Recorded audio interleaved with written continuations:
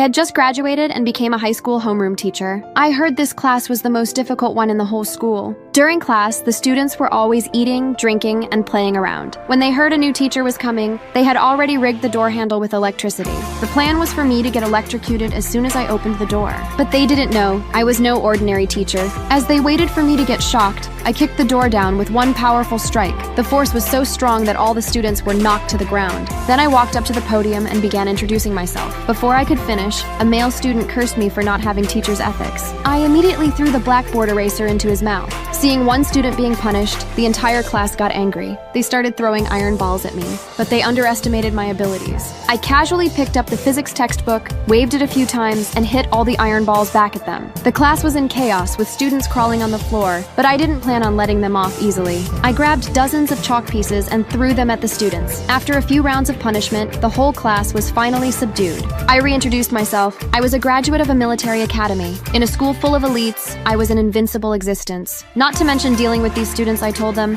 anyone who isn't satisfied can challenge me to a one-on-one fight anytime. When the principal passed by and saw the classroom door broken, he was heartbroken and thought the students did it. But I told him I had kicked the door down. The principal and the vice principal were stunned. Seeing the students all bruised and battered, the vice principal seemed to understand something. He quickly scolded me for going too far, saying there was no way to teach students like that. But I directly warned the entire class in front of him, if anyone dares to act recklessly in my class again, it wouldn't just be a beating next time. The students all shrank back in fear, not daring to speak. Before I walked away, I even asked the vice principal if he wanted to feel my punch. Both the principal and vice principal were too scared to say anything. They had never seen such a fierce female teacher. That day, I came to check if the students were behaving well. Just as I reached the classroom door, there was a huge explosion. A loud bang rang out. I knew the students must have caused trouble again. I rushed in angrily to check. But to my surprise, the chemistry teacher had been blasted into a pitiful state, looking like a beggar. The students were still as rebellious as ever.